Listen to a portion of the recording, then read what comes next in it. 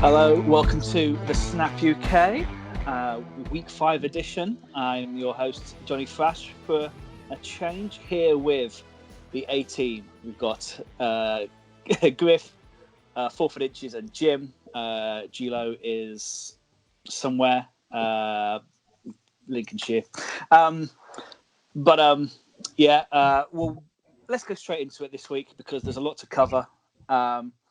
So we're going to go straight into it, and we're going to cover Falcons 16, Panthers 23, because Dan Quinn has gone. Woohoo!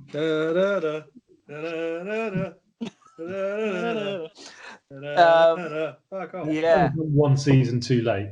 Like literally one whole season, I think. Yeah. Quite frankly, it still beggars belief that he's gone before some of the other people. But still, it sort of the rumors started coming out after the game that he was going to be gone the next day, and they were true. So Dan Quinn has gone. The GM's gone. Thomas Dimitrov. So I was a bit surprised about that. I mean, he's been there like 12 years. He's had one team goes to Super Bowl, multiple playoff appearances, and actually, I still think if you look down this team and you look at the roster, it's still a good team. It's just been coached badly. I'm not sure if it's on the GM or not, but like I said in a tech, either you guys or someone else, at the end of the day, he hires a head coach, so I guess the buck stops there. But still think it's a bit harsh. I agree with you there. If it was on coaching up until the start of the fourth quarter, I think Dan Quinn would have been fine. Yeah. I'm hoping that the fourth quarter of 2020 is also coached by Dan Quinn. Yeah. Unfortunately for them, Dirk Cotter's now in charge, isn't he? No. Someone else. It's somebody else who was appointed earlier today. I'm looking it up. It's a guy who was a coach. I was reading about him earlier, and not a very good coach, I seem to remember. I thought the owner was in charge because I heard the coaching position was blank. Raheem Morris. Who? Raheem Morris, that's it. Yeah, well, there's a reason why you've not heard of him. There you go. Because I was going to laugh if Dirk Cotter was going to be put in charge. But yeah, there you go. So let's go into the game, because actually we could say, the Falcons were not good, because they weren't. But can we have some praise for Teddy? Absolutely. And the Falcons, the Panthers even. I thought they were really good. And the running back, the fact that they are not missing Christian McCaffrey that much is, we could put it on the Falcons, but they're doing all right, I think. They're 3-0 without McCaffrey. Like, their winning streak started when he left the team. Now, I think Matt Rule, who this is his first season in charge of the Panthers, if I was a Panthers fan, I'd be really excited about this, because you look at if you look on a like-for-like comparison on the box score, out of Teddy Bridgewater and Matt Ryan, you probably go for Matt Ryan. Out of Mike Davis and Todd Gurley, you probably go for Todd Gurley. Out of Robbie Anderson versus Calvin Ridley, well, Robbie Anderson's having a career year, but before this year, you'd definitely go Calvin Ridley.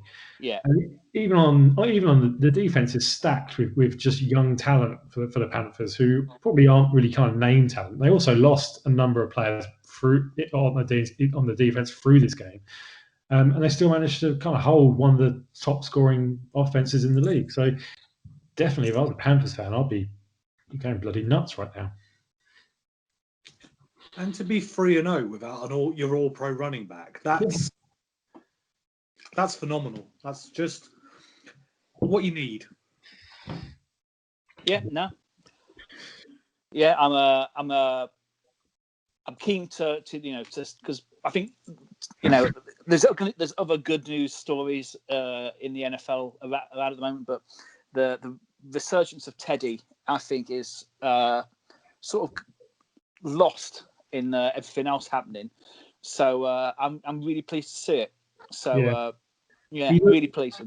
He looked so self-assured as well. It wasn't like, I know we'll come on to Alex Smith earlier, but it wasn't like it was kind of a guy who has got an injury history, but every time he had the ball, I've started not wincing every time he goes to run, and he's running quite a bit now. So I mean, he had 3 rushes, which only for 3 yards, but he looks as good as what he looked when he was with the Vikings. Yeah, the Vikings could really do with someone like him. Well, yes. Can we expect this sort of resurgence from Jameis next year after his year with Breeze doing his quarterback whispering? We don't know what LASIK Winston looks like. He got 5,000 yards with bad sight. We could be looking at 10,000 passing yards next year. True. And 60 interceptions. Brilliant. I mean, going back to the Falcons and their search for a head coach or a new front office and a head coach, I think this is still one of the most attractive jobs in football. Yeah. Like, lovely stadium. They've got quite a patient owner. Like, he doesn't get rid of head coaches or GMs like the Browns used to. You've still got Matt Ryan there. There's still a ton of talent on there. Between the Falcons and the Texans, I'd probably opt for the Falcons at the moment. Yeah, I'd go to the team that had a first-round pick. Yeah, that's the other thing. They've got some draft value as well. There is a lot of rumours about, is it now time to chop Julio? Yeah, because you can see how well getting rid of the elite receiver has done for Houston. But for Atlanta, at least, they also have Calvin Ridley, and as well, this week Todd Gurley went to 6 touchdowns for the year. Yeah, that's true. Would Calvin Ridley be as good a player if Julio Jones wasn't doubled, tripled, marked on every play? That is the question. But yeah, I was going to say Todd Gurley. He's now, I think, 76 touchdowns for his first 6 years in the NFL, which is 7th of all time, just below Eric Dickerson.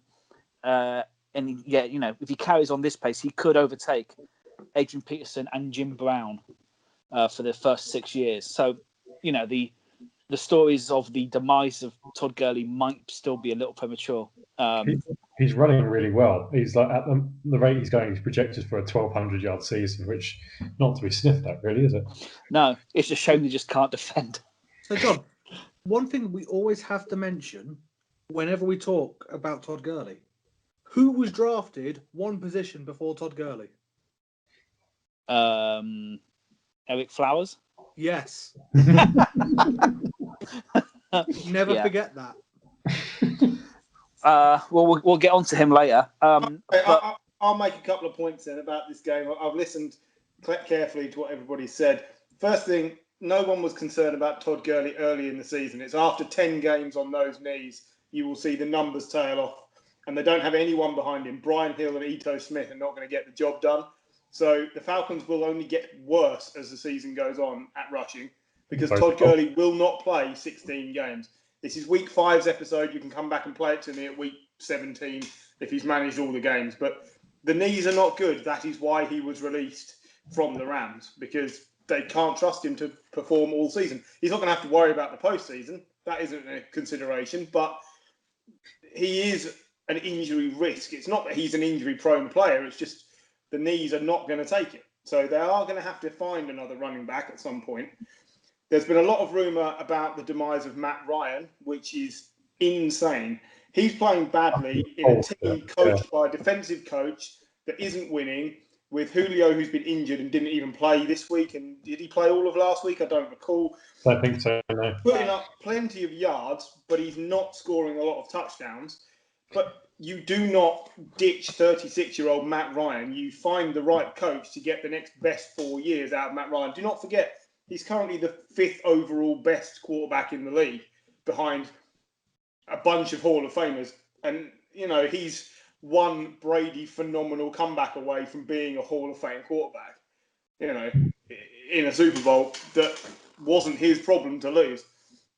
In terms of the coaching job, I agree. Arthur Blank is extremely patient. I think they'll take their time to appoint someone. Raheem Morris, just so you know, he coached the Bucks for 3 years in the late 2010, so 2009, 2010, 2011, 3-13, 10-6, 4-12. That is a freak winning season in the midst of a load of he's basically been given the place-holding position because he's not expected to fight for the head coaching role. It will allow them time to bring someone else in. He's basically looking for a couple of wins and a high draft pick. That's all they're after now. The season is sacrificed, but you keep hold of Matt Ryan and Julio Jones. You don't shop your 2 best players. You want to bring someone in who can bring the best out of them after 3 wasted seasons following the Super Bowl attack. Yeah, absolutely. The offense isn't the issue in Atlanta. They've been scoring points. It's just the defense has just been shipping them unbelievably, mostly in the fourth quarter. I still believe, even with a fit Todd Gurley, I think they score more points. With an unfit Todd Gurley, they've still got loads of passing options if Julio Jones gets fit again. I believe the Falcons are something like 1-10 or 1-12 against AFC teams since losing the Super Bowl. Like, they've basically been on a downhill side. I know they got back to the playoffs the following season, but since then it's been 7-9, 7-9, 7-9. I think it's not good. I mean, Dan Quinn, a bit like we said with Bill O'Brien last week, Dan Quinn leaves with a winning record. He's 1 game above 500 as a Falcons coach. The problem is, being 1 game above 500 when you've had that much talent is not enough. And I think whichever one of us said this is at least 1 season too late was spot on. Arthur Blank probably too patient. Now, I understand why. Congratulations, Jim. I understand why, because you want to have faith in someone who propelled your franchise forward.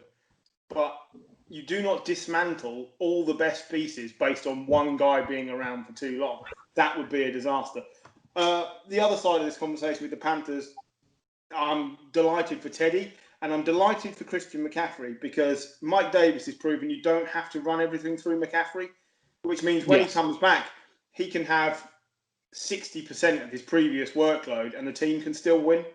It will be brilliant for him and the team to have a dual threat out of that backfield. You don't want Teddy running on every play. I think you said he had 3 rushes for not a lot of yards. He scored a rushing touchdown last week. You want a backfield threat, but you don't really want it to be Teddy unless it has to be because the injury history is there. But with Mike Davis and Christian McCaffrey as a 1-2, this team just got immediately better by just eliminating their best player for a few weeks and finding out what else they had.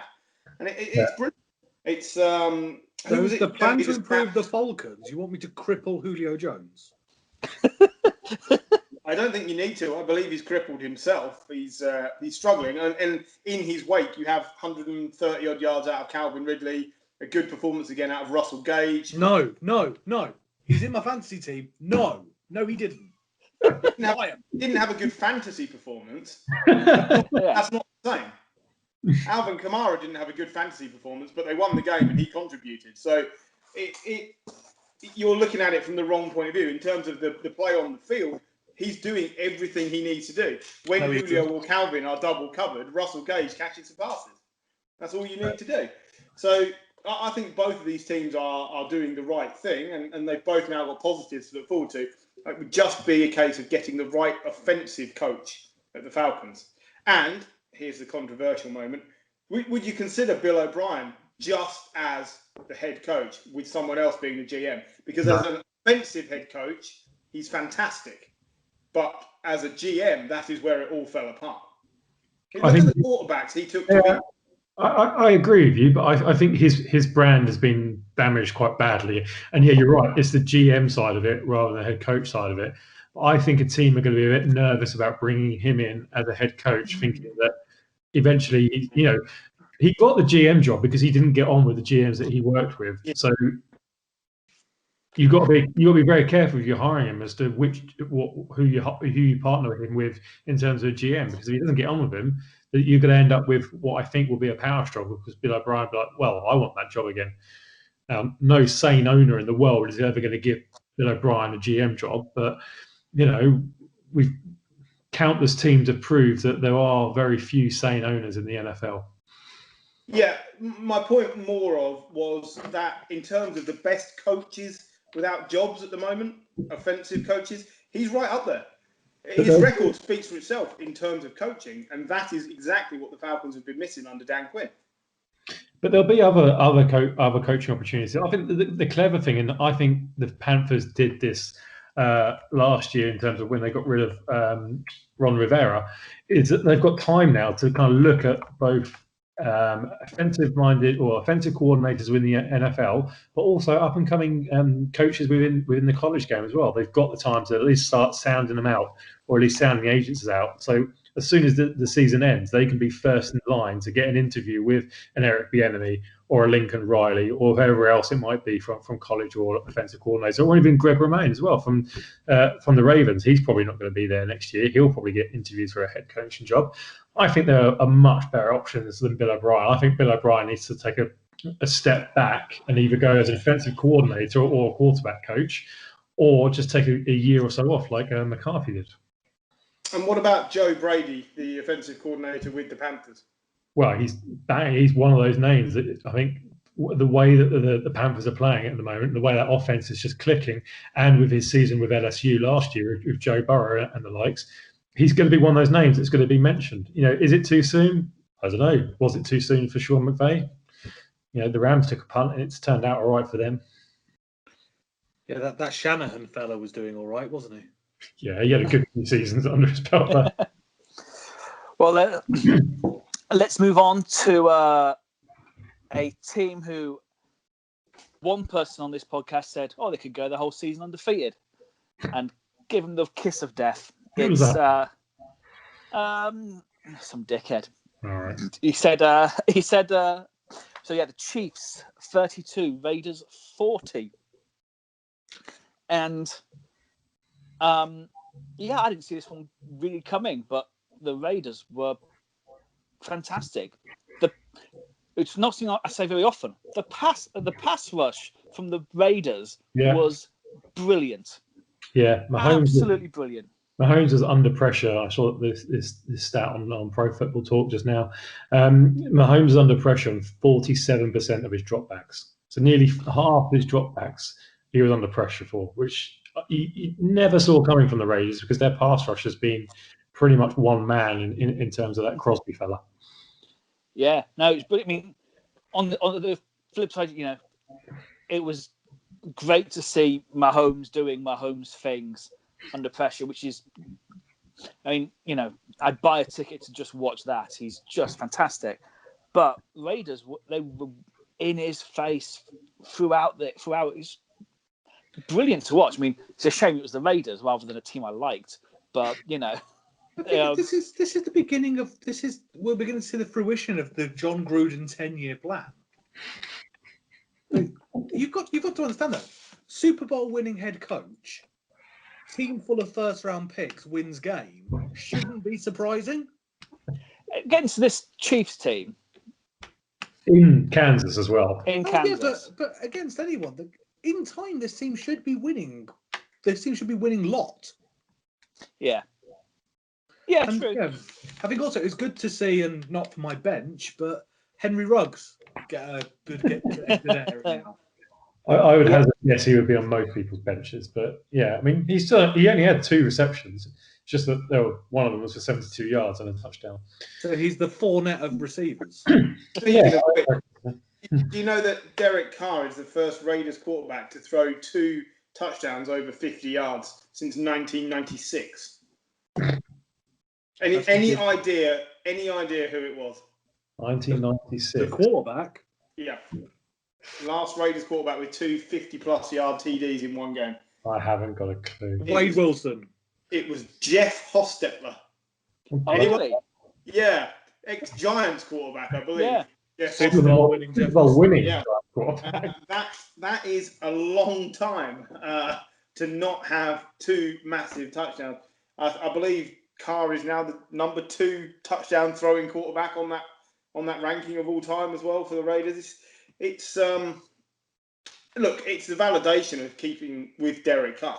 He gets a lot. We've said this before. He gets a lot of grief for being Derek Carr, but he's a quarterback with a winning record in a franchise that is consistently poorly run. And like you've just said, maybe this is some of the fruition of, we've had 4 first-round draft picks in the last 2 years, or 5 maybe. They've had a lot, and they've moved the roster around. They've binned off players where it hasn't worked. They've suffered through certainly some trials with people like Antonio Brown, and they got a lot of flack for bringing in the GM that they did, as well as the big Gruden contract. But it's not like it's not working. You haven't seen anyone else look that good against the Chiefs, have you? No.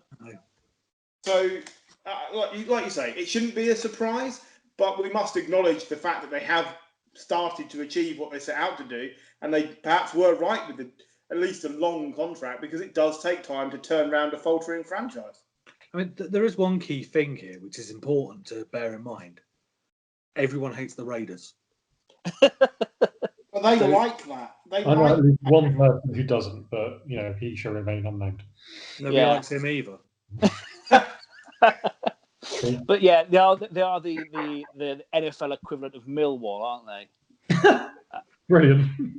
Yeah, they are the NFL equivalent of Millwall, but maybe less rubbish. Yeah, true. But yeah, I mean, same names as we mentioned, but Henry Ruggs, he's got his 2 massive receptions.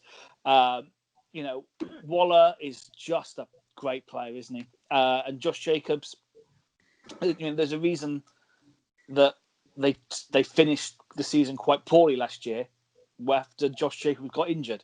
Him returning has made them a potential playoff team again. They are.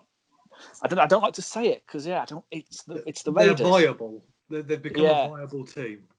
Yeah, and a team capable of they're a good team, but this is still an upset.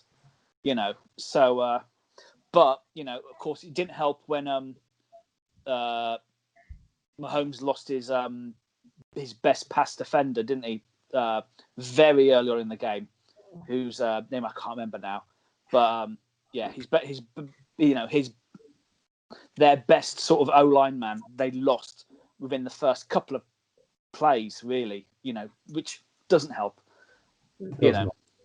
But on the other side, Kelsey, his 33rd game of over 50 yards since 2018, which is the most in the NFL, probably unsurprisingly. And Tyreek Hill,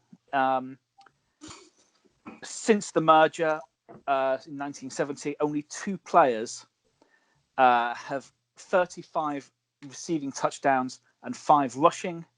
Can anyone tell me who? It's Tyreek Hill and Jerry Rice. Very nice. Very nice. So which is but he's in a steamed company now. For that at least. I mean, Jerry Rice, less of a dickhead. Happy birthday to Jerry Rice as well. It's his birthday today. Well, if you're listening, Jerry, happy birthday. Jerry Rice is listening. Brilliant. we still have listeners in California. I like to think he's one of them. Do you know, I want to give credit before we move on from this upset to Nelson Aguilar, who now has 3 touchdowns this season after scoring 3 in all of 2019. And has actually been a really valuable player stepping into that Henry Ruggs role when Ruggs hasn't been there, and then coming in and out of the game as they require wider receiver sets. I think he acquired a little bit of a reputation for drops, but he's doing the job. This is the best version of Nelson Aguilar we've seen for 3 or 4 seasons, and there aren't many better sort of wide receiver 3-4s that you can bring in and out for a third of your offensive plays and actually get production out of them. And I just think he goes under the radar a little bit as a valuable weapon for Derek Carr. I think there's obviously we're going to talk about them later, but I think one of the key things that I kind of picked up is Maybe it was the Eagles who sucked last year, not so much Nelson Aguilar. Well, yeah, I think you could well be right there. Good point. Well, move on to a team still at 5-0 with the Seahawks having a comeback against the Vikings. So, how many times are we going to see this from a Kirk Cousins-led team where actually he completes 30-odd passes, or I don't know, whatever. He completes a lot of short yardage passes. He can lead the team up and down. They score points. Their defense holds for a little while. And you know that giving the ball back to the opposition with a minute and a half on the clock, they're going to lose. This is just the same old Vikings. Mike Zimmer's way of coaching has become very stale, I feel, because this team should be too talented to be 1-4. Yep. Yeah. It should be too talented. All right, Dalvin Cook, he left the game quite early, didn't he? And he did. Well, Mattison played really well. Mattison is one of the best backups in the league. Yeah. And we've discussed the value of that already earlier with Mike Davis. There isn't an excuse, really. I mean, I'm just tired of looking at, Vikings schedule and this player, they haven't got Diggs anymore. And it's not good enough. And I don't think Zimmer's necessarily on the hot seat, but sooner or later, the coaches that are not going to be in their positions anymore, and he's in the next tier. Oh, but by the end of this year, he'll be out on his Zimmer frame. I can guarantee it. Too easy, Paul. Yeah, but seriously, I think the key thing in terms of there's no excuses for me. This goes on Kirk Cousins. Last season, they had every piece there. This season, they lost Diggs. Justin Jefferson is a viable WR2. He's the leading rookie. Yeah. He's not just viable, he's brilliant. He's going to be really good. Yeah, he's not Stephon what Diggs is doing in Buffalo, but that's different. That's a different scenario. The thing with the Vikings is they haven't lost too much. They don't seem to have that level of confidence they had when they had, I can't believe I'm going to say this sentence, the level of confidence they had when they had Case Keenum. But it's true. I think the defense was better then. I think this defense, for whatever reason, and there are some good parts to it, they are missing Danielle Hunter. But let's remember, they were 5 points down with 1 minute. So the Seahawks were 5 points down with 1 minute 57 to go, with one timeout, and they were on their own 6-yard line. Yep. They didn't punch the ball in. No, and they had 2, 3 4th downs within that time period as well. That's not on Kirk Cousins. That's on the defense. Yes, maybe they should have kicked. Maybe the Vikings should have kicked a field goal to go 8 points up, and maybe that would have stopped Seattle. I don't know, but that's not on the defense. Yes, Russell Wilson is brilliant at the moment. It's not just at the moment. There's no better quarterback in the league at the moment than Russell Wilson. He is head and shoulders above everyone else, and I include Mahomes, Aaron Rodgers, and Lamar Jackson. Since the start of 2019, he's 14-2 in one possession games. It's ridiculous. This is the first time that the Seahawks have been 5-0 in franchise history. Yeah. You remember how good the Seahawks have been over the last 10 years? That's ridiculous. This team is. They will be decent because their defense is terrible, but this team is on some sort of special run at the moment. And DK Metcalf and Tyler Lockett are looking, with Russell Wilson, are just looking unstoppable. They offensively look so efficient. I think that's they're 5-0. They've been outgained by over 50 yards every game. So, they're giving up points, they're giving up yards, but there's something Kevin Keegan Newcastle about them. They are going to score more than you, and it does help when you've got Russell. But for the Vikings, don't give Russell Wilson the ball with a minute and a half left. Even that's his 30th winning drive since he came into the league. The circumstances that they had to put that final drive together, I can't. Kirk Cousins not the answer to any question whatsoever. I can't blame the offense and the Vikings. I think they did a decent job under the circumstances. That defense you've got to be able to at least stop or slow down or something. I think DK Metcalf had a massive reception on that last one. and it wasn't huge, but like the defender just completely blew the coverage, and DK It was Metcalf horrible to watch, wasn't it? Yeah, took a step back, caught the ball, and ran out of bounds. That's coaching. That's coaching that defender to make sure he is on DK Metcalf. So even if he does catch it, you keep him in bounds and keep the clock going. But at the same time, would you want to go up in the air against a 6'4" slab of steak? No. No, but even if you're gonna concede possession, keep him in bounds. Yeah. That was the same he point. turned around. But you also know they know they're going to be throwing the ball. They know they're going to be going long. Why? Like, I don't have two players on DK Metcalf and then your fastest player on Tyler Lockett. I don't understand why Seattle are so unfashionable. Neither do I. I mean, apart from that garish green shirt they wear, like I quite like the purple and green. I don't mind that. But yeah, you know, I don't understand. Russell Wilson, if he were playing in New York, would have had an MVP by now. Yeah, he would have done. Do you know Kirk Cousins? Let's finish the bashing on him. He has the fourth worst primetime record out of all quarterbacks since 2000. And some of the quarterbacks who've played on primetime include like Blaine Gabbert. You know what I mean? Like Geno Smith. This is not good. They've got 2 more years of this on his contract. Yeah. Wow. And I don't think they can afford to get rid of him until the end of next year. I think it's only the last season they can ditch. It's not good. Cousins and Zimmer are no longer a viable winning combination. The Vikings are not in the hunt. I had them down for winning this division. They're not even in the hunt for the playoffs.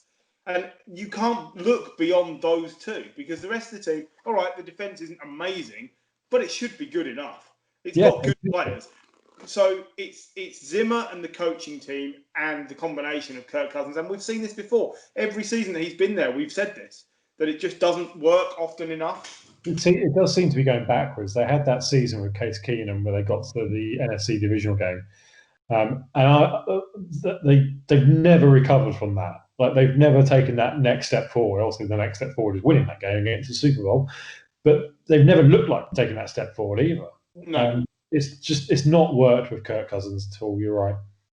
I mean, the thing that frustrates me, and I'm not a Vikings fan, but there isn't one person who went, let's give this bottom half quarterback, let's give him $82 million guaranteed. There would have been a team of people who approved that. There would have been processes that went through to go, I'm going to give Kirk Cousins $82 million. Mm-hmm. Surely at one point someone in the chain would have gone, I don't think that's a good idea. Yeah. But yeah, he's not bottom half quarterback, but yes, he is. He's the new Dalton, scale, isn't he? Like, I think that's very fair. He is just another version of Andy Dalton. When the Bengals squads were stacked in the mid-teens of the 2000 era, they got to the playoffs 5 times in a row. They never won any games, but so the team goes, so Dalton goes, and it should be the same with Kirk Cousins. As the team goes, he's not an elevator of people, is he? No. He got hot at the right time in Washington. He looked better than he was. He did good things with a so-so team, and it's fooled the Vikings. But we've had this conversation for 3 years. Like it's we've got 2 more of it. It's not changing, and the sad thing is, it won't change because they can't. There's nothing you can do. Who is the backup even? Sean Mannion? Yeah. Oh yeah. Right. Well, they couldn't get anything out of him at the Rams. He was a backup there and never played. Like, you wouldn't trust Zimmer to get anything out of him. So you're stuck with Kirk Cousins. And like you said, he's, maybe not a bottom 10 quarterback, but he's closer to that than he is a top 10 quarterback. Yeah. So your team's going nowhere because Dalvin Cook is great, but Dalvin Cook doesn't play 16-game schedules, like I've said with Todd Gurley. Yeah. So this team is treading water. It's 1-4. They never should really have been in contention against the Seahawks. I think it's the first time the Seahawks hadn't scored a point in the first half in like the last 20-odd years. Well, here you go. Here's a question for you. Can you tell me the last team to not score a point but be 100% for passing in the first half? No, I can't. Was it the Bills? It was the Bills. Can you give me a year? The early 90s. I don't know. 2008. It was Trent Edwards. He passed all 5 times successfully. Wow, Trent Edwards. There's a poor quarterback from the past. Yeah.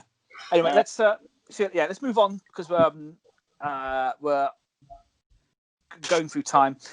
So one of the sad stories of the weekend, which is Giants 34, Cowboys 37, and the season-ending injury for Dak Prescott, who, despite Romo's application, so it might just be I hope it's just bad cramp. That's the bad worst cramp whilst his ankle is facing the wrong way. Yeah. It's literally hanging off. It's waving in the wind. Yeah. It was horrible. Yeah. It's all as well though. It's distracting Cowboys from the fact that they almost lost to fucking Giants. No, this show the Giants do 2 things: we lose games and we cripple quarterbacks. Yeah, a good history for it. On the Prescott angle, obviously it's devastating from him from a season point of view, and we all hope he comes back and he's the old Dak Prescott. I've obviously never been his biggest fan, but I wouldn't wish that upon anyone. And also, actually, I have to say, I was really impressed with the amount of kind of support, but not from his own kind of bench, but from everyone else that kind of came off to see him off. And I think that shows that he is a real leader in that locker room. Jason Garrett was one of the first people to see him as he went off, and you could see there was still a lot of mutual respect there, and that Garrett was genuinely hurt for him. Look, I don't think this changes the season a great deal for the Cowboys. Yes, Dak was on great pace for yardage and scores, but they weren't winning. So it didn't really make a great deal of difference. We said in pre-season the Cowboys have signed the best backup in football in Andy Dalton. And I think he completed 11 of 13 for 111 yards and a score. He looked more than capable of running this offense. It didn't look like he'd ever been away. I don't think they'll lose any more games just because Andy Dalton is starting. That isn't the problem. No. The defense is a disaster. And they will lose games because if the New York Giants can put up points against you, you're not going to win. What are the Cowboys? 2-3. What do we think their best? 8-8 now might be their best season. Really? If they get to 8-8, I'm actually quite impressed because that defense literally cannot stop anyone. Daniel Jones had a really good day. 20 from 33, 222 yards, no interceptions. But he fumbled. He lost a fumble again. But it's Daniel Jones. He'd lose a fumble just walking around the house holding the football. I'm glad it was just one fumble. That's with Daniel Jones because he was getting multiple last year. I mean,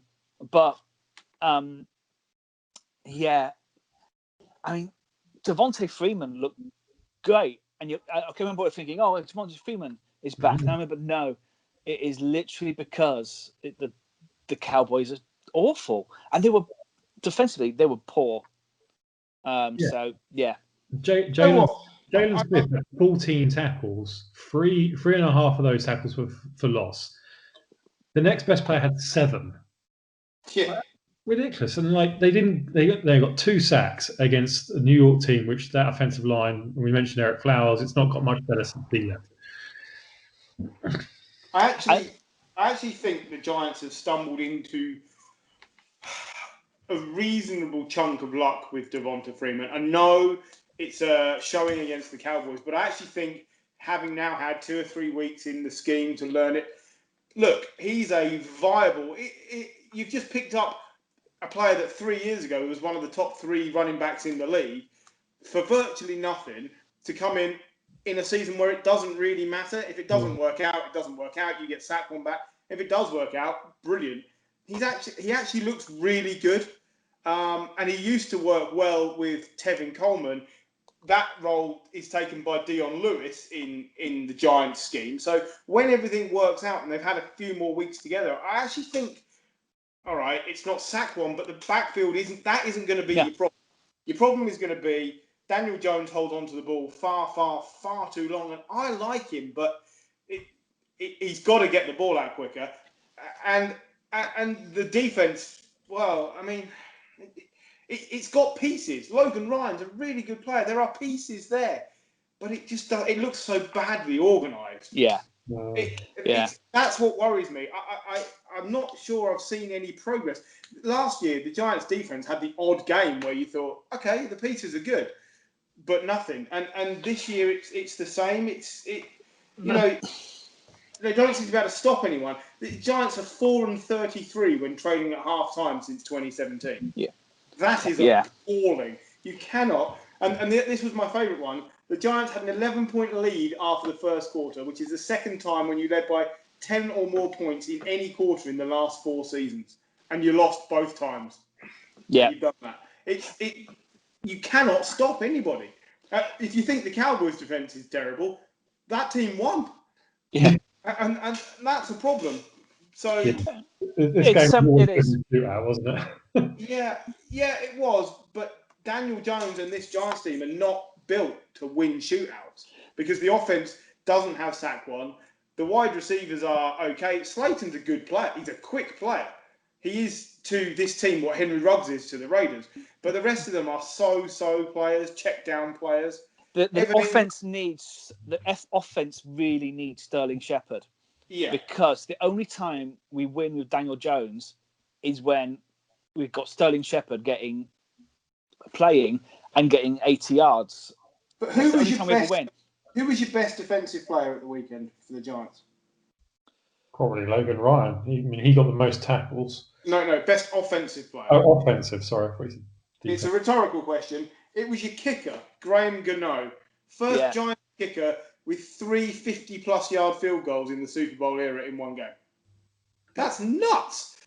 Brilliant for him. He's a really good kicker. Brilliant for you for having him. But how have you been that poor at kicker? Well, I think there's something that's more endemic with the Giants. What happened on December the 22nd last year? Go on, I don't know. That's the last time we won a game. Nah. Wow. Are you suggesting you could go a whole year without winning a game? No, because we're playing Washington twice. And the last time we won was in overtime against a battered Washington. Wow. I wouldn't be putting money on you beating the Washington. We're putting money on it, but we're playing them twice. We're playing them twice. When's the last time we beat a team that wasn't Washington or Miami? 2017. 2018. Didn't we beat Tampa last year? September the 22nd last year. It's been over a year since we haven't beat a team that is seen as circling the drain. Yeah. No, it's awful. But yeah.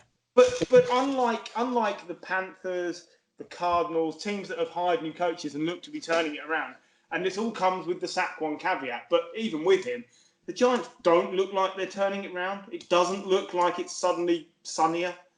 I think you've got. I think if the form carries on, you're probably going to have a top 5 pick in the draft, and I think you have to look at replacing the quarterback. Yeah. Okay. Yes. There's if Penny Sewell is there, the offensive tackle. You could bring him in, but I think that's a band-aid over what is the biggest problem, which is Daniel Jones. I don't think he's an NFL starting quarterback. Anyway.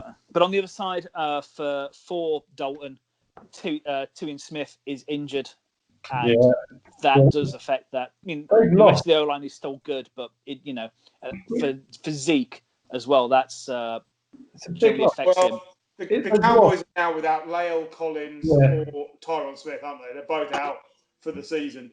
So it's a good job that firstly Dak and now Andy Dalton can both move in the pocket, because this O-line, I think, has got one of its starting 5 from the last 2 seasons left. I'd say they've lost a heck of a lot of players, and they still don't look terrible. Hendricks was the best centre in football. He's gone. Lael Collins is the best right tackle. Tyron Smith's the best left tackle. Like they've got virtually nothing left. And that's a bigger problem, especially when your defence is already giving up so many points that you know you're going to have to throw to keep up. You have to have an O-line. Like I said, I don't think it makes any difference whether it's Dalton or Dak. I really hope Dak still gets his contract. Well, that's what I was about to say. He's on a franchise tag this year, so he's getting his 31 million. I don't know what the Cowboys do because No. you got to treat it like a business. If it all comes down to sentimentality, yeah, give him a contract, but that's not Jerry Jones, is it? No. Do they? I mean, what do they put him on a second franchise tag and pay him 37 million a year next year as a very expensive prove it deal, or do they just hope for the best and give him a long-term contract, or do they just say you don't need Dak to prove it? Dak's proven it. He may not be the best. Yeah, no, it's not a prove it from a form point of view, but it's definitely a prove it from an injury point of view. Tank for Trevor. Absolutely Tank fine. for Trevor. Tank for Trevor. You can't. It's They're probably going to spend somewhere between 250, 300 plus million into a quarterback, guaranteed, who's got an ankle which, he's got an ankle, and that's the positive. Yeah, but plenty of players come back. Dak won Alex Smith. I know they do, but plenty of players don't earn over $300 million guaranteed, which I think is somewhere where he's going to be in terms of contract base. I'd be absolutely stunned if the ankle has much to do with the conversation. They're already saying the surgery's been a success and it won't be a problem. This is not an Alex Smith situation. It's one broken bone in an ankle. It was a compound. That makes it look worse, but actually it's not that big a deal. And the structural damage to the ligaments and things is supposedly not much of a problem. And that's the key thing for ankle strength. It's not the bone. So I don't think it makes a great deal of difference, and I think they'll sign him regardless. You're not going to. It doesn't matter whether you get Tank for Trevor or you get any of the other three decent quarterbacks that are coming out. None of them are probably going to win you more games than Dak in the next few years. No, I agree, but I still think it's a risk. They can't tank for Trevor anyway. There's too many bad teams. Exactly. Not bad teams. Yeah. Anyway, let's move on to well, let's move on to the opposite. 693 days since we last saw Alex Smith, and I'm not gonna lie, I watched most of that through my fingers.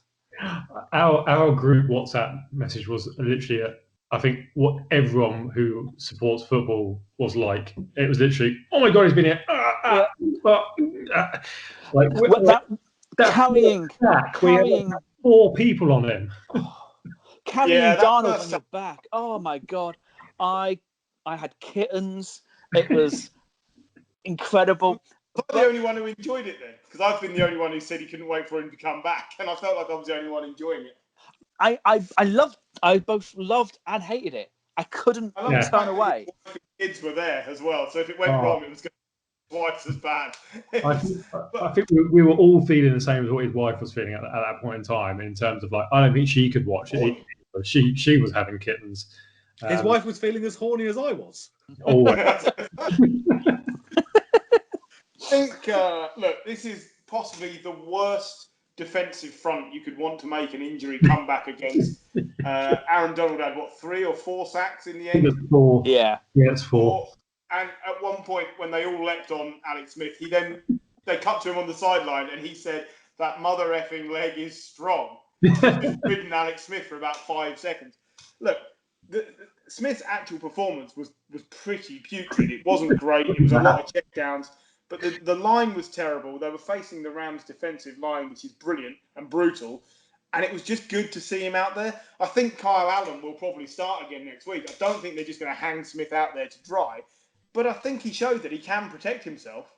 Yeah. He did a couple of times. He moved up through the collapsing pocket, and you just thought, "Oh my God!" On that very first snap, he did that, and it's like, "Oh, nearly got him." No, not that time. Okay, he's safe. That is all they wanted to see out of him. Can you protect yourself? Are you still a viable player in this game? And the answer is yes.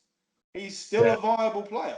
You might not want to see him every week yet, but did he look any worse than Dwayne Haskins? No.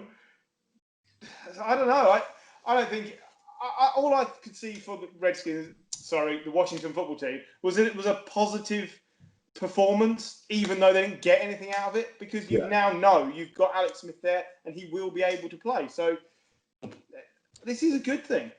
It is. It is a happy story, and I'm really glad. But I can't get away from the fact that both Washington quarterbacks got 110 passing yards. I know. Yeah. 3-4. But yeah, it's a horrible defense to go up against. And yeah, when the Rams take the lead, they generally keep it. They are 28-0 when leading at half time since McVay took charge. But let's move on to Thursday night, Bears Bucks. So, sorry to come back to it. Do you think the Rams are getting a wild card? No. Yeah. I don't know. They possibly could be. I think. Yeah, I think I'm looking. I think they might. They look more likely than before the season. I think they're finishing second in that league. I'm sorry. Are we talking playoffs from a wild card position in this division? Yeah. In this division, you will only get one team because the rest will be so poor. You won't get two teams out of the NFC East. Hang on, did you say Rams or Washington? Oh, sorry, I thought you said the Washington football team. Oh no, we're not getting. I was like, whoa. No team from the NFC East should be going to the playoffs. I don't think the Rams necessarily have to be a wild card. I think they're in contention to win it. Potentially, Yeah. With that defense, they could do. They're getting better every week. Yeah. The sad thing is, Washington are still only one win behind the division lead. So with Alex, if they have Alex Smith and they can protect him, they have just become more viable as a playoff team. To be fair, the Giants are only 2 wins behind as well. Yeah, absolutely bizarre. Do you not think that's why they left Alex Smith in there? Because they know, okay, if we can win a couple more games before mid-season, and then he's fit enough to play every down every week, we actually have a chance of getting in the playoffs. I don't think Ron Rivera knows how to tank. Yeah. I don't think he knows how to do that. You can't tank in a division with the Giants and the Eagles. No. Not at the moment, no. And the Cowboys. Let's not leave the Cowboys out of this yet. Yeah, exactly. So Thursday night. I like the fact that how could the NFC East get stinkier? Yeah. Garbage. Thursday night. Thursday night. Bears 20, Bucks 19. Big Dick Nick slinging it. Is that your boyfriend? I wish. And with his one-handed grab at the end, Jimmy Graham scores his 78th touchdown, which is the most since second most since 2010. Insane. The most is the tight end on the other team. It's Gronk.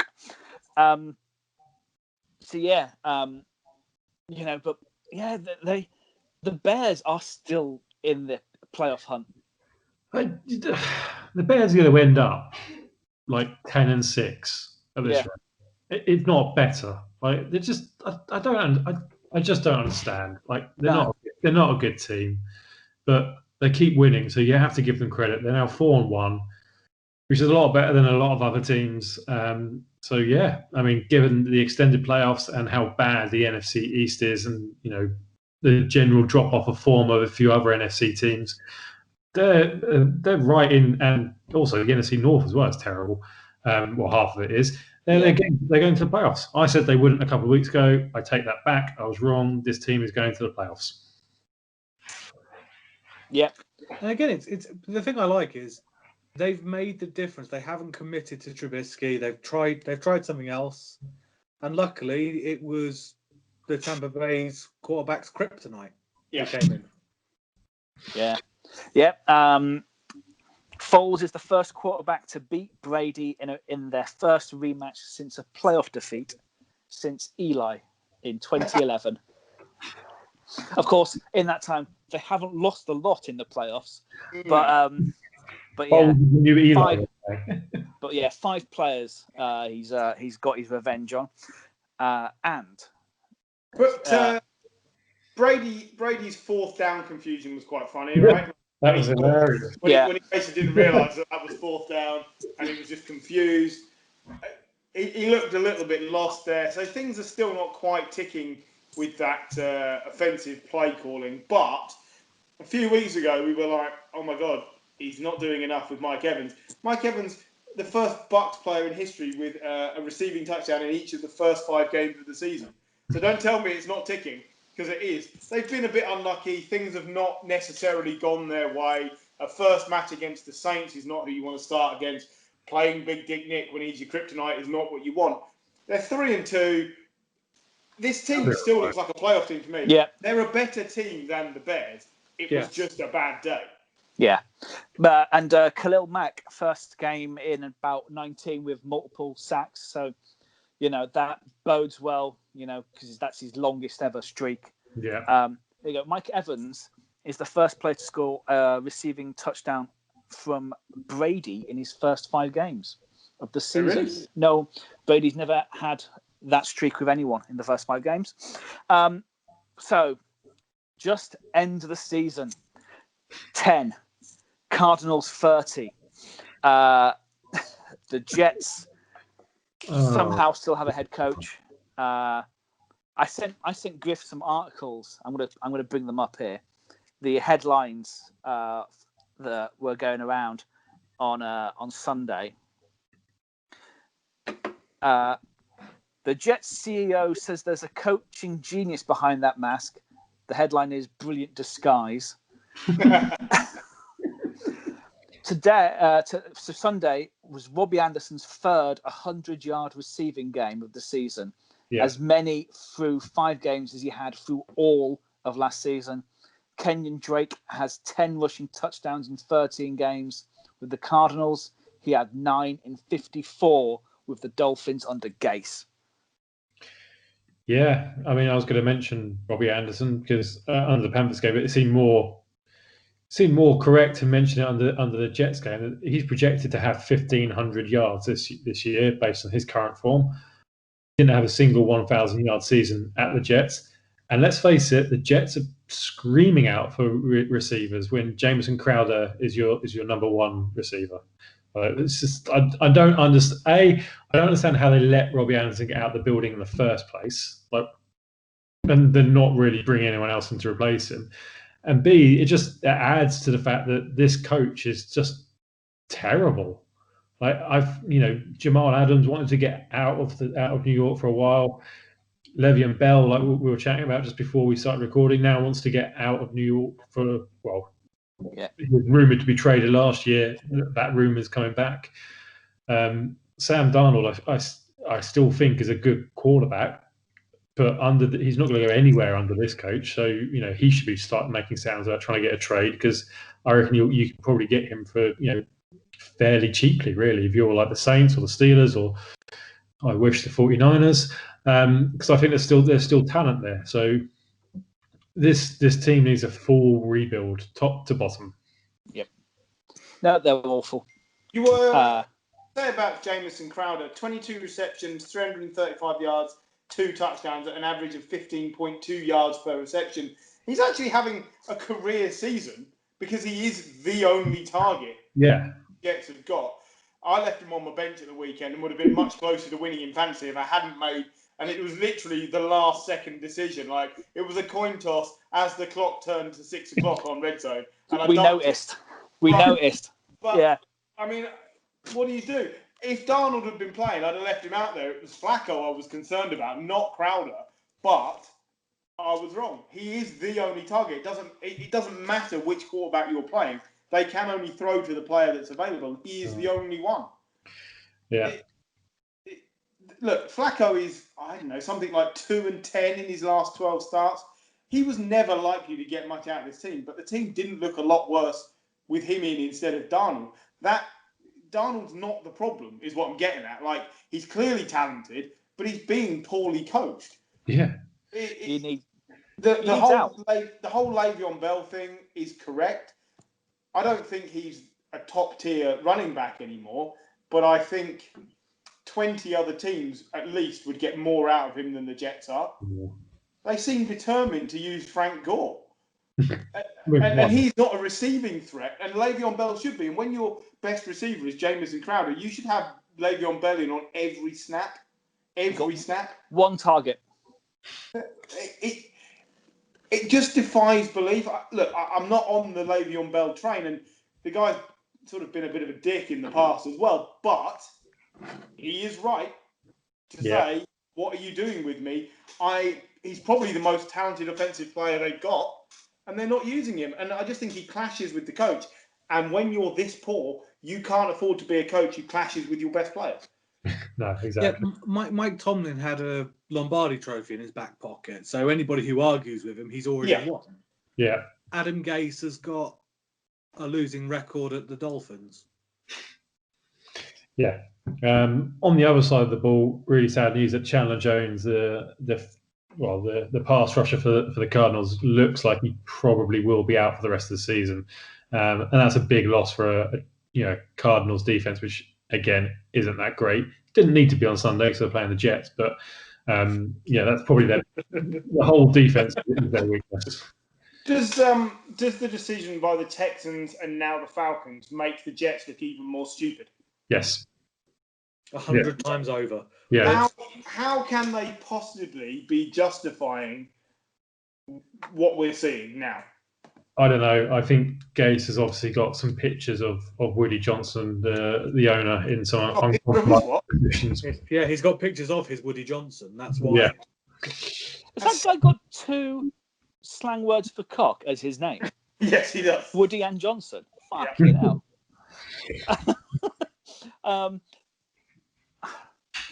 He keeps saying we're practicing really well, as if well, that's fine.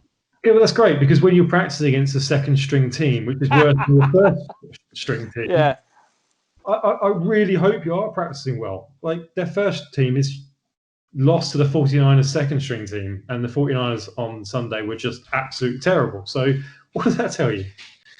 I can go out in my garden now and throw an 80-yard pass. Can I play?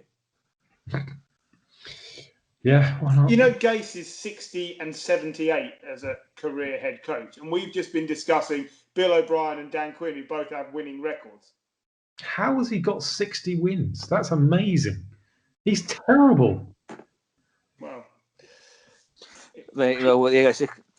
on the Cardinals side, but he was coaching against the Jets in his division. Sorry. I was including his years as a coordinator. He's 30 and 39 as a head coach. I apologise. I was looking at his full career. He has 30 wins. He won 23 games in Miami. Over 3 seasons, though, wasn't it? 3 or 4? Sorry? How many seasons was he there? Three seasons in Miami, 23 wins, 25 defeats. 2 years with the Jets, he's 7 and 14. But his career percentage is .435. And my point was, both Dan Quinn and Bill O'Brien, who've been fired, have had more success, taken their teams further, and have lost their jobs. And yet, Adam Gase, the offensive genius, is being outscored every week by 15 to 20 points. It's not just the fact they're losing, it's the manner in which they're losing, considering he's supposed to be this great head coach. Yeah, it's inept. Yeah, I've just looked up, I was looking at their record myself, I just typed in Adam Gase into search, and the top 3 news stories was Jets coach Adam Gase considering giving up play calling duties after Aaron. No, just give up. Walk away. On the other side, Kyler Murray, 5 passing touchdowns and 5 rushing touchdowns in his first 5 games of a season. Can anyone tell me the last 2 players to do that? Cam Newton. Cam Newton's 1. If you get the second one, I will buy you lunch. Say it again slowly. So over 5 passing touchdowns and over 5 rushing touchdowns in their first 5 games of a season. Dante Culpepper. No. Steve Young. It was in 1997. Steve Young. It was not Steve Young. Dave Delone. It was Cordell Stewart. Yeah, Steelers quarterback. Yeah. Yes. Okay. There you go. Anyway, we'll take a break and we'll come back and discuss the other games that went on. So we'll see you in a minute.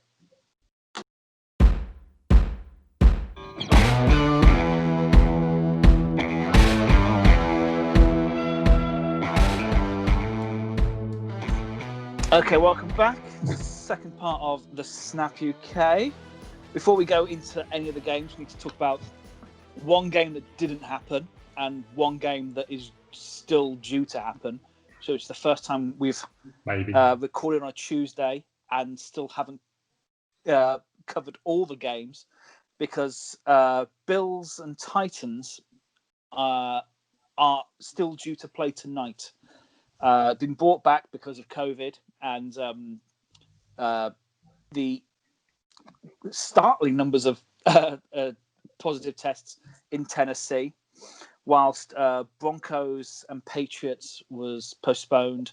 It's going to be they're going to play next weekend, and then about 15 other games have changed to fit in the Patriots schedule. I'm not quite sure what's happening with the Broncos, but yeah, it's. I feel sorry for the guy who on Sunday afternoon had to rejig the whole schedule just because of that.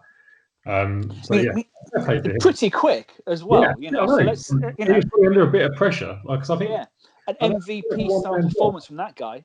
Yeah, fair play to him. You've got to think that they already had a lot of these. I don't know. They work it through an algorithm. You've got to think that they already had a lot of these options in the system. If Team X can't play, what does that do to our schedule? They're trying to avoid a week 18 and 19 scenario, aren't they? They want to move everything around, give teams bye weeks or take the bye weeks away or whatever it's going to be. But I will say right now, I can't see how you're avoiding an extension by at least a week, if not more. And you might find teams have got to play 2 games in a week at the end of the season. I just love the idea of some bloke in New York sat with a whiskey and a cigar, just looking at a massive piece of paper. It's 9 o'clock in the morning, Paul. Come on. Wasn't that how the baseball schedule was run until about 5 years ago? It was a husband and wife from like Milwaukee just used to sit down with a load of paper and make the schedule out. Yeah. They only got replaced with a computer in like 2015 or something. I think we should still review this game, and I think Josh Allen had a great game. He's carrying on his run for MVP, and the Bills beat the Titans quite convincingly. So there you go. There's your review. Well, there you go. We'll cover it next week. Hang on. Shall I do a review that goes the other way, and then you can cut in and out the right one? So I think comeback win by Ryan Tannehill and Derrick Henry. A late upset as they scored points on the final drive to overcome the Josh Allen-led Bills. There you go. Take it how you like. Hey, John, remember the unbelievable thing that happened at the end of the game? Wow. That was awesome. I assumed you were going to commentate on a tie. And of course, Broncos players very upset that the game was pushed back. But it's, as you say, it's all trying to avoid that extra week off, extra week in the season. But any more sort of postponements, it's going to happen now, isn't it? But when you look at it, you look at NBA. NBA's just finished their season. They bubbled up, and there were no positive tests throughout their playoffs. It's hindsight's great, but it's making the NFL look even more shabby in their. They're talking about having a bubble just for the playoffs, but we know what football players are like. They're always going off. Some of them are always going off the rails. I can't imagine a situation where 150 players are kept, or 150 personnel per team are kept within a bubble. Like, those are the Titans facilities, and the Titans still went off and practiced, and that's made it a whole lot worse. It's just, I think we just have to accept it's going to happen. It's happened. It's probably going to happen again, and we probably are going to have a week 18 or 19. I mean, we're also talking a sport where Florida Gators want to fit in 90,000 people for their upcoming game. So, this is America's fun. Yay. So, before we move on, something I meant to bring up earlier, I'm just going to bring it up very briefly. We laugh at Nick Foles being no good outside of Philadelphia, right? And in Philadelphia, he has a 40-32 career as a starter. Joey has a winning record everywhere else. Like, he's 3-2 with Chicago. Technically 4-4. Sorry, he wasn't a winner in Jacksonville, but he got injured. But he was 1-0 with Kansas when he started there as well. It's like the guy's done all right. He's not that bad. He's been a decent player as a starter. It's just we don't give him enough credit because he's like the guy that stepped in and won the Super Bowl. Just think, he's maybe not as bad as we think. Don't forget, he threw like 20 touchdowns and 2 interceptions. Like, that was a fluke. That's the ceiling. But maybe the floor isn't as low with the Bears as we think with Nick Foles. It was just something I meant to bring up earlier. No, I think it's a good point. I'm quite liking seeing him winning at the Bears. But it's unfortunately, I think the team around him aren't good, and I think they're in a false position. But let's sort of celebrate Big Dick Nick whilst we've got him. But going from the best backup quarterback from last year to a perennial backup who is, I love him. Big Fitzmagic was brilliant this weekend, although helped by a cornerback performance so inept that I'm not gonna lie, I laughed my tits off. I was watching the game with Gilo, and I'm not gonna lie, I've not laughed that much, and I had to because he was constantly bringing up my Chase Claypool decision. But yeah, Dolphins really were really. I've not seen the Dolphins struggle like not the 49ers struggle like that for a long time. So was it 17 to 43? Yeah, that's the most amount of points a team has put on the 49ers in the new stadium. So I know it's only a few years old, but we play the Rams and we play the Seahawks once a year in that stadium, so it's not to be sniffed at. Yeah. I don't know where to start. Should we start with Jimmy G? Because I'd rather not start Jimmy G. He was brought out the game, and not much changed. Clearly, the ankle wasn't ready. No. The problem the Niners have got is they benched Nick Mullins last week, so they couldn't go straight back to him because it's probably crushed his confidence. And Beathard is, only marginally better or worse than Mullins. And it looked that way. It's like all of a sudden they've gone from having a decent quarterback room to not a lot. It's Jimmy G or nothing, and it was nothing because Jimmy G's ankle wasn't right. It takes me back to the Beathard boys of a couple of years ago, though. But then, he came on and wasn't that great. And no. I know they were chasing the game at that point, but still Miami. Come on, they're not. Miami should be putting 43 points on anyone, no matter how good Ryan Fitzpatrick plays. So I have to give them credit. Yeah, Fitzpatrick was amazing. There was no backfield to defend any of his passes. He knew it. I think John, you said he saw that and he was just throwing it along the whole time and yielded good results. Is it Brian Allen? Yeah, he just had a torrid game. I'd never heard of him before the game, and quite frankly, I don't want to hear about him ever again. Yes, there's injuries and there's injuries, and obviously we have got a lot of injuries, but that was just terrible. Every time the Dolphins receivers ran down the field, Fitzpatrick was like, "Yeah, they'll beat that guy," and he just hoofed it down the field. He had no compulsion at all to rein it in. Some of the interceptions that Jimmy Garoppolo threw as well, the 2 interceptions, they were just bad passes. And the ankle's not right.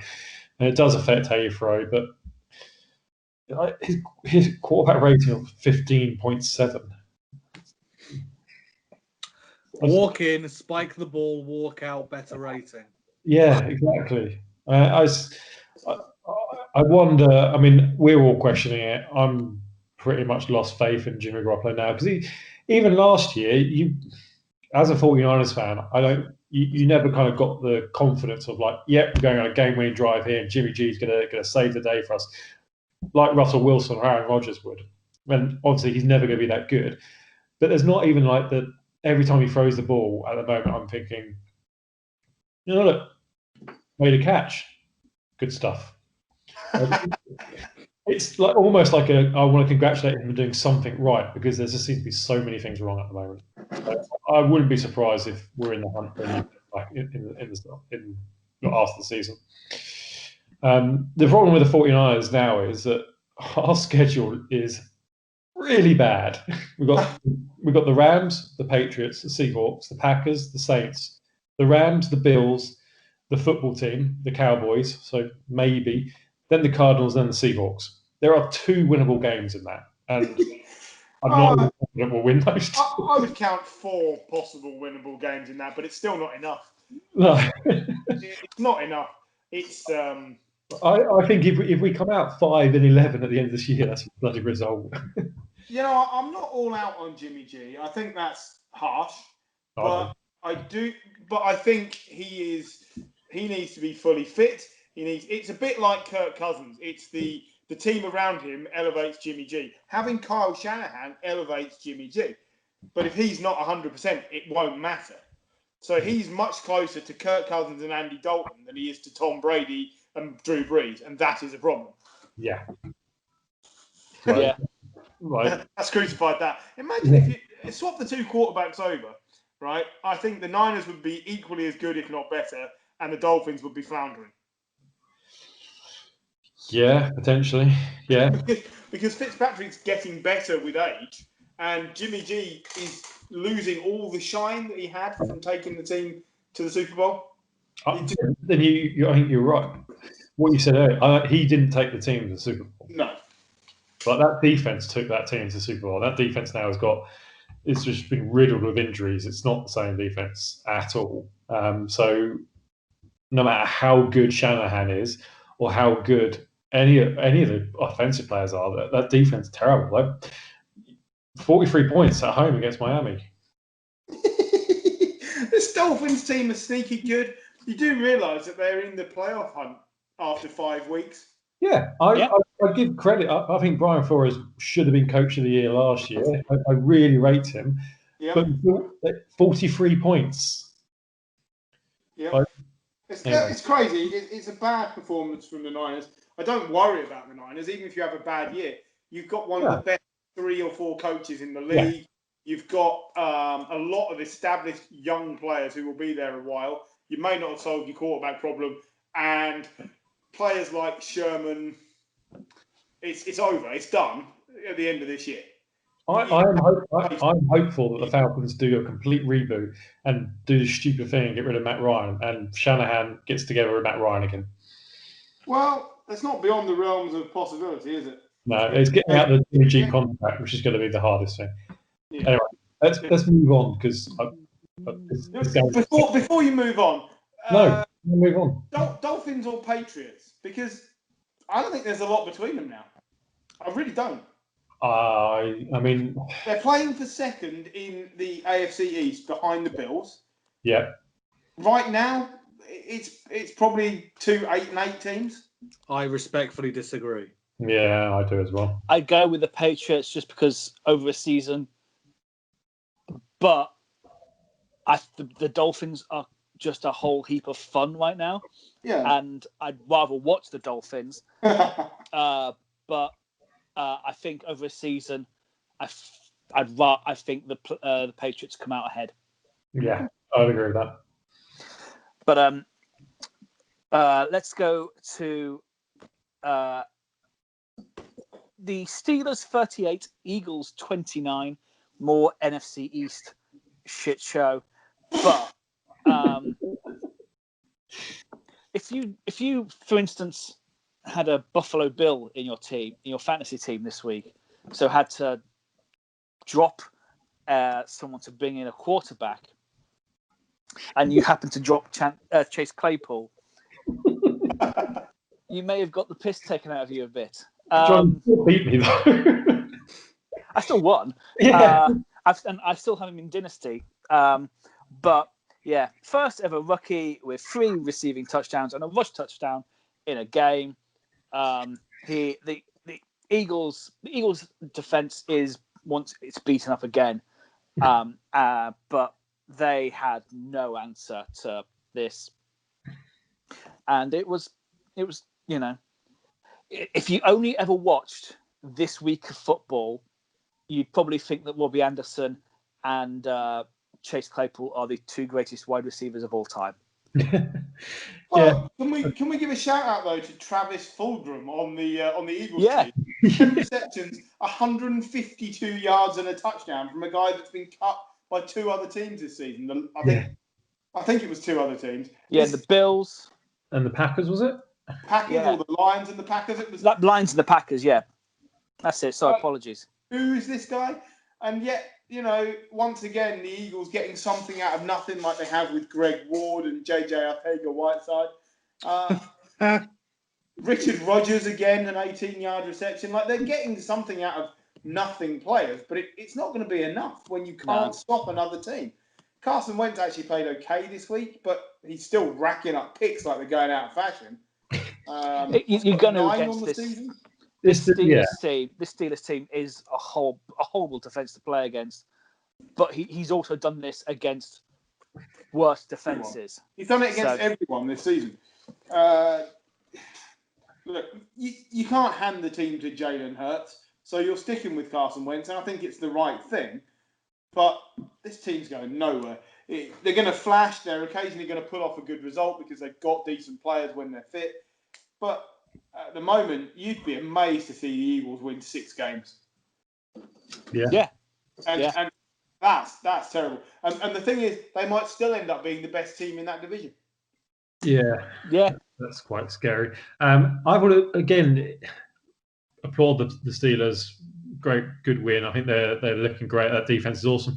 Still playing down to the opposition though. They should have put the Eagles away a lot more than the Eagles shouldn't have been scoring 29 points on this Steelers defense. I think that's still a concern. It was never in doubt though. No, I know, but you still. It was a time when it was. Yeah, it was a period like in the latter half of the game. It was still. I think the Eagles had a chance until Chase Claypool scored again. How did Steelers just? They were amazing at drafting wide receivers. Absolutely. It can't be just the drafting. It's got to be the coaching as well. Yeah. But they do seem to be able to identify talent that other people can't. Okay, I don't know if this is going to be a one-off for Claypool, but if he plays like this, then Juju Smith-Schuster is a tradable asset. Well, his contract's up at the end of this year, isn't it? So with James Washington, Deontay Johnson didn't play that much. I think he had one run reception for negative yards, but he's looked good in other games. They got James Washington.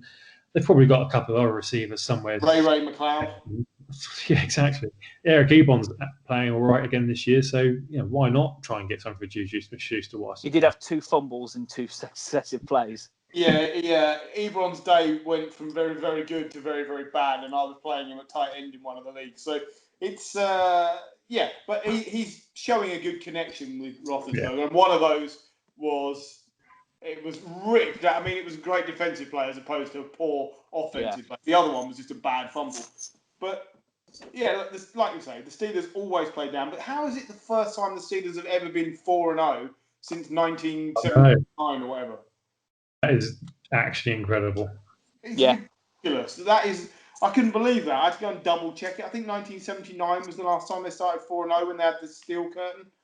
But bear in mind, the Steel Curtain at that point had won the Super Bowl numerous times. Yeah, but it was a Terry Bradshaw-led team. The guy's been in an old age pensioners' home for the last 25 years, but he's got his own version of Keeping Up with the Kardashians now. Is it? Yeah. Yes. Oh, it's bad. It's great. What's it called?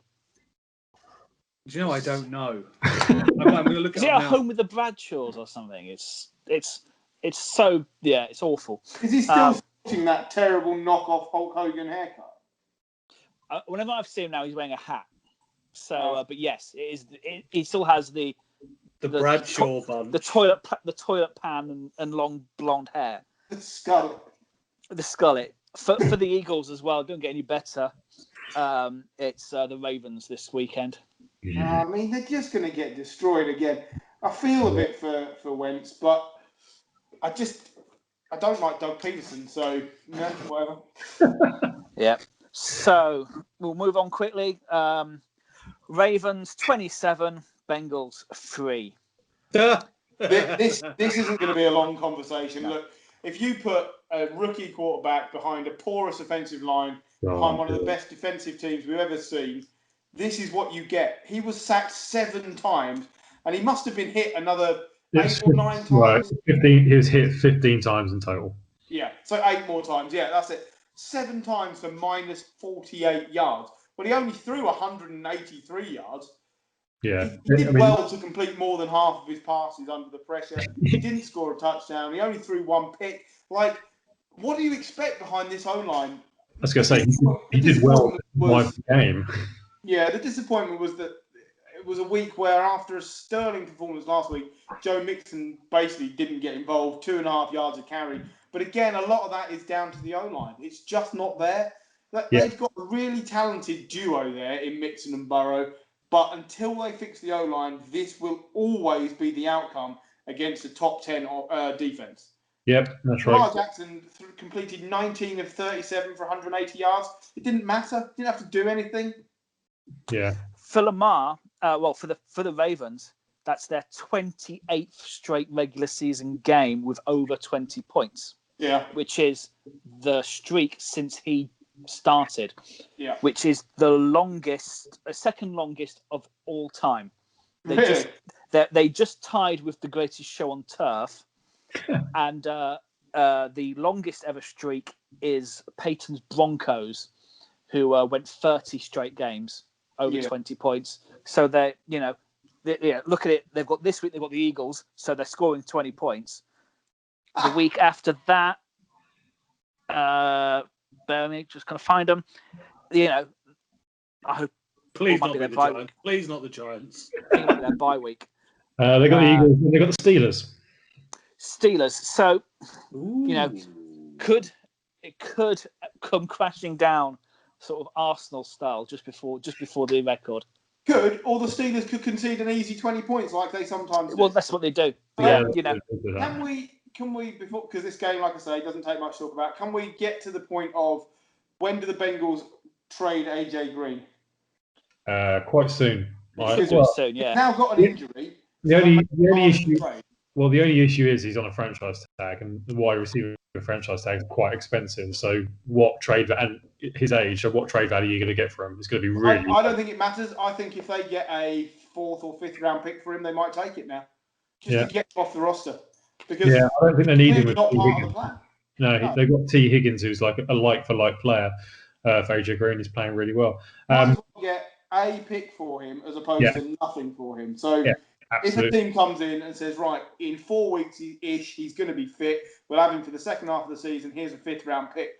I think they take it now. They do without him. Send him to the Cowboys and link him up with Dalton again. Well, I was thinking about having him at the Patriots. I would love to have him at the Patriots would be a good shout, 14 receptions for 119 yards this season. The Texans don't do anything sensible, Paul. That's a good shout.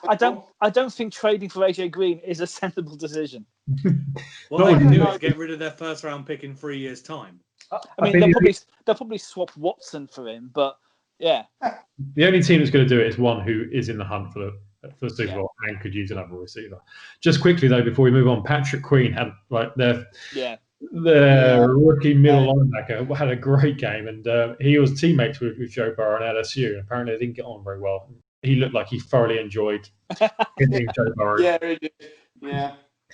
So we'll move on to quite a fun game. Browns 32, Colts 23.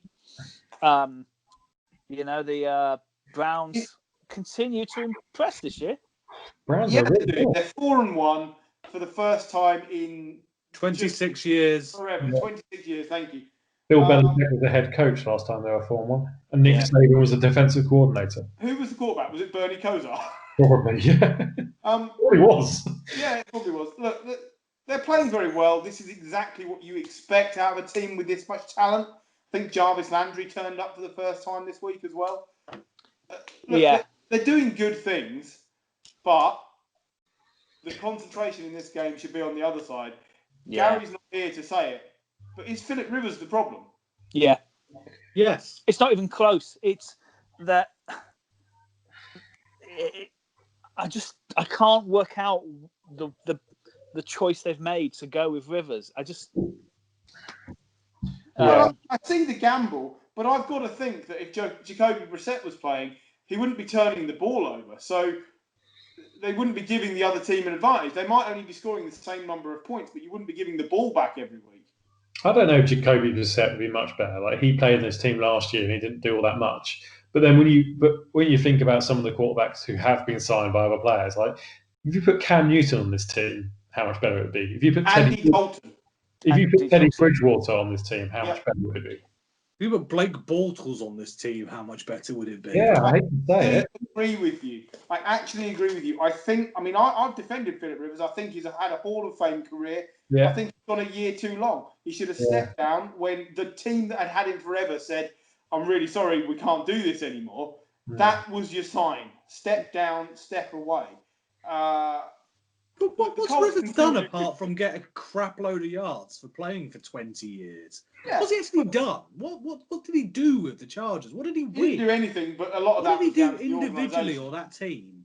LaDainian Tomlinson ran wild. What else did he do? I think he deserves respect for being the league's Iron Man, for racking up wins on a really poorly run organisation. I think you've got to... It's a bit like Derek Carr with the Raiders. He's done great things in what has been a bad organisation. And Andy Dalton, when he was at the Bengals, like, they deserve a little bit more respect just for achieving with terrible organisations. Mm-hmm. But Philip Rivers should have walked away in his cowboy boots into the sunset and done a John Wayne. And he hasn't. And I think the Colts have been suckered into well, what if he's like Peyton when he went to the Broncos? And he's very much like Peyton at the end of the Broncos right now. Yeah. And that's okay because the Colts defense can play like that Broncos defense, but when they don't, they will lose these games. Yeah, but this is different. This is completely different because Peyton had multiple MVPs, two conference championships, and a Super Bowl trophy. This is very different. But also, for years. Indianapolis isn't as good either. Like T.Y. Hilton had an all right game, but it's the first all right game he's had all season. They've lost a couple of players, like Marcus Johnson and Ashton Doolittle are the next best receivers. Then it's Trey Burton. I think T.Y. has now had 16 games with less than 100 yards. Yeah, he's not the player he was 2 years ago. He's had injuries. It's just different. He's not got Andrew Luck, which makes a massive difference. The Colts are going to have to do something because Philip Rivers isn't their quarterback next year. If you don't believe in Jacoby Brissett, which is fine, where are you turning? Because you're going to be too good to pick top of the draft. Where are you looking for this next quarterback? Otherwise, you're going to get stuck into signing someone else's reject, and you end up with Trubisky or Foles and none of those. Josh Rosen. At least Josh Rosen might have a decent. We'd be able to tell if he was any good because he'd have a decent offensive line to play behind. But yeah, that's what annoys me so much with Rivers. That's the most consistent O-line in the league. Yeah. He's in 19 consecutive games. But now it's fair to criticise him. Employed. It's now fair to criticise him because the O-line at the Chargers was so poor that you often thought he was throwing out of just getting rid of the ball. Now you're watching what he is like behind a good O-line. It's the same player. It's almost like he's now pre-programmed to just throw the ball up. Yeah. And it's over. It's over. You look at Dalton. You can even say Mariota, Winston. They'd have been much better. Mariota would have been a great shout. Winston probably would have been a better shout. I'm really disappointed, but it's one of those times when you've got to say, okay, I need to bail on this player now. Because I can't. It's a shame. It's a shame because he's been a staple throughout the time I've watched the NFL. He deserved to go out without on his own terms, and I think that's possibly why he's he's carried on because I think he felt like he was being kicked out of the Chargers, and he's carried on. But it's only going to get worse and worse, and effectively, it's going to get to a point where the decision is made for him to leave. But that might be made this season. Yeah, and that's it. It's going to get worse and worse if he doesn't do it. Pick it himself. But it's not like he was leaving the Chargers because he couldn't leave on his own terms. He left the Chargers because he sucked. He was throwing more interceptions. If it wasn't for Winston, if it wasn't for Winston leading the league in interceptions and being one of the worst interception seasons of all time, it's true. Rivers would have stood out. What did he throw last season? Was it 23 interceptions? I think something like that. Yeah, poor. It was poor, but yeah, it wasn't his decision to walk. And I think after so many years, I think he felt he had that choice to make, and it was taken away from him. So he went, and I think a bit of revenge behind the but it's not worked. But yeah.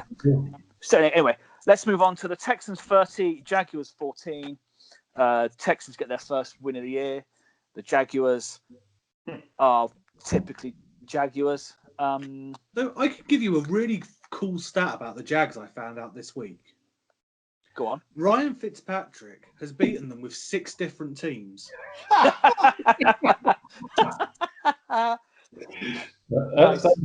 Paul, you never let us down with those stats. They're always brilliant. If that's a mediocre franchise summed up in one stat.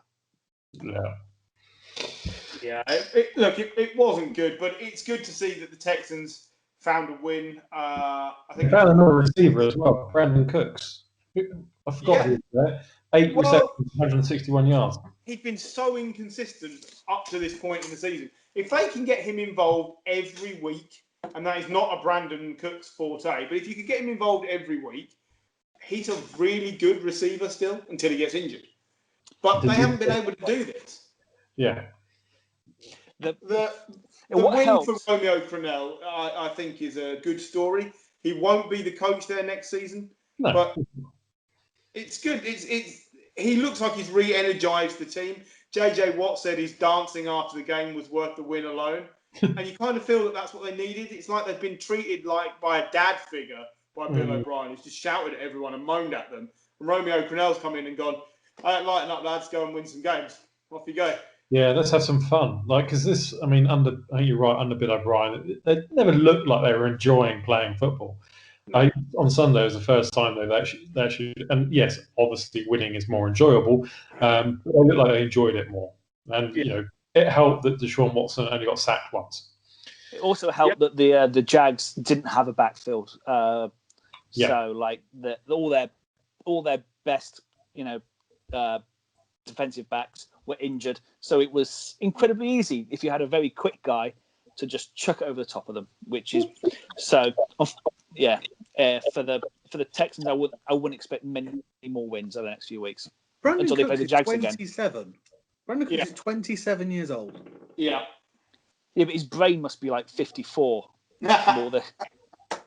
It's just a small sample of jelly rattling around in there. Yeah. And finally, last night's game, Saints 30, Chargers 27. Oh my God. Comeback win. How good is Justin Herbert, though? Oh, brilliant. He's really, really good. Brilliant. He really is, but it's not translating to any wins, so... Yeah, but that's not on him. He's like 4 touchdowns. Yesterday, it was down to the money badger. Yeah. Missing kicks is exactly what Chargers have got used to in the past. He doesn't miss many, but he missed a PAT on the first score of the game and then hit the post at the end.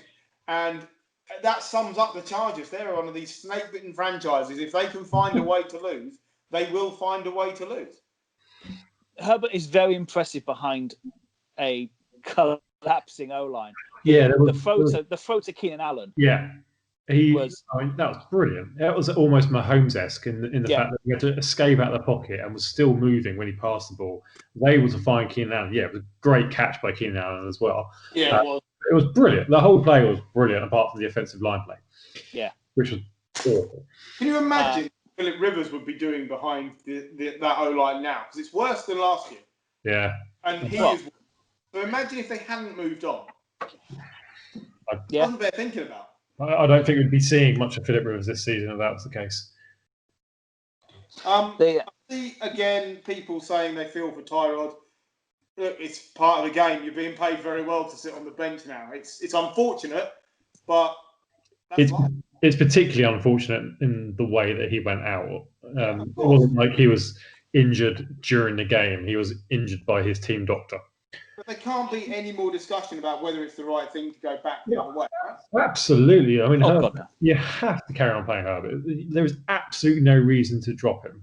It's not his fault how he came in, but you can't say he hasn't won the job since he came in. Absolutely. I can't imagine. I don't think these games are as close as they have been if Tyrod is under centre.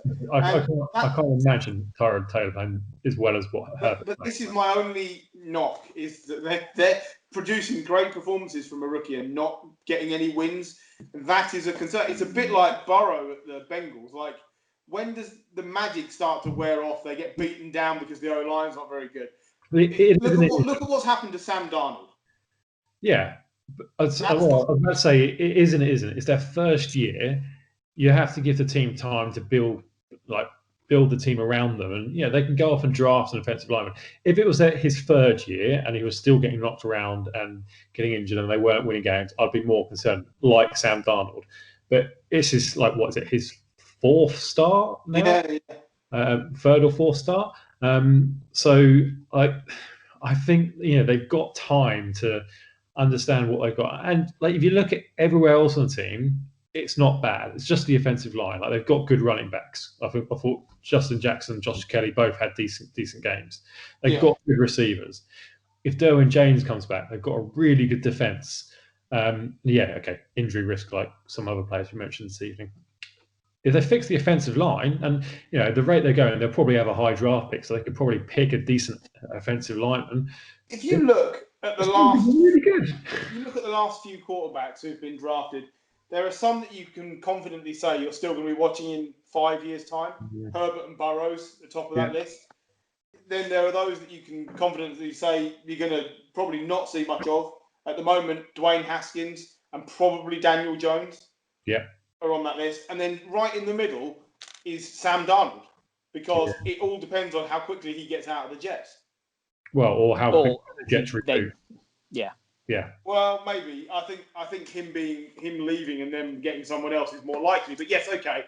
But it doesn't hinge on him. It hinges on the circumstances. Yeah, I think you're right. I think similar to the Giants. I think if the Jets and the Giants are in the top 5 of the draft, I think realistically they have to move on from the quarterback and then start rebuilding again, because they get another 5 years of what is essentially an underpaid quarterback, and that they can build the team around. Yeah. Yep. No.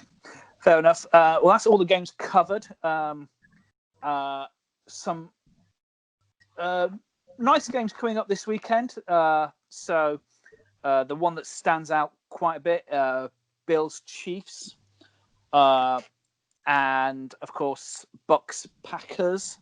And of course, you have the toilet bowl where the Giants play football team. It's just still funny to say. And the Jags Lions as well could be a complete circling of the drain. As well, the Steelers Browns. Steelers Browns. Steelers Browns, great, yeah. And actually, Pats Broncos could be quite a good game. I don't know. I couldn't pick one there. So any locks for this coming week? I'm going. I will say the Panthers will beat the Bears. Well, the easiest lock is the Dolphins will demolish the Jets. Yes. But, I think this could be the week the Falcons get a win and beat the Vikings. That's a good shout. I'd like to think that the change of coaching will up what the players are producing on the field. It's just whether or not they have enough talent on the defence to do that. But the Vikings aren't in a position to exploit anybody. I would love to see the Browns beat the Steelers. Same as. I'm not sure they can, but I would love to see it, because I think that would be incredible. I will take the Texans over the Titans as well, because I think the Texans might be I think they might get on a roll under Romeo Crennel for 3 or 4 games before they. Even our Titans comeback against the Bills tonight. Yeah, possibly. Yeah, absolutely. I think also say this: if your Giants don't beat the football team, you can start looking at that 0-16 season. Yeah. Trevor Lawrence, here you come. Yeah. Now, I don't know. Packers They're over 1-4, Bucks. you're 0-5. There's nothing between you, but surely that's your best chance for a win this season. Yeah. Oh, God, yeah. Twice last season. I'm going Packers over Bucks. Packers Nice. coming for a bye, and the Bucks not able to cope with Aaron Rodgers. I'm going to go with the Bengals beating the Colts. Ooh. You reckon? Spicy. For fantasy purposes, the Raiders, the Saints, Seahawks are all on bye. There's someone else as well, but I can't work it out. But yeah, Chargers. Sorry? Chargers. Nice one. So yeah, I can't. It's all a bit fluid. I think a crucial game here. I think a crucial game is the Patriots. I think they have to beat the Broncos. I really think they need to get some momentum back with the Cam thing.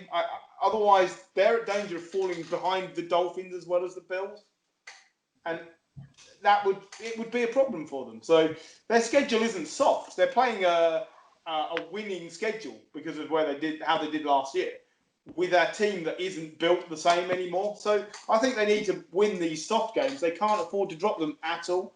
It's not like in the past where you've seen them get to the end of the season and lose to a Miami or lose to a Jets late in the season. It makes no difference. They have no room for error this year for the first time in 20 years.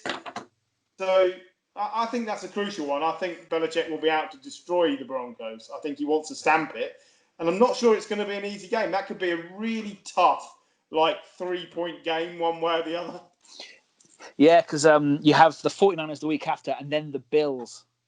So Yeah. if you can get 2 wins that, before the Bills come around, that will help. Yeah, and there'll be people that will say, look, it's Belichick. You'll beat the Bills. You always beat the Bills. This Bills team is different, and this Patriots team is weak. It's a middle-of-the-road team with an excellent quarterback and an excellent coach, but that doesn't overcome extremely talented offenses, and our defense just isn't the same at the moment. So I'm just saying, I think this game has a lot more weighing on it than maybe it would have looked pre-season. No, cool. Well, we'll leave it there because we've gone a bit long this week, but we'll be back next week. Hopefully we've got to have Nat Coombs with us for a part next week, so which will be interesting to talk blue sky thinking with football. So until then, enjoy the game tonight if you're watching, and we'll see you next week. Bye. Bye. Bye.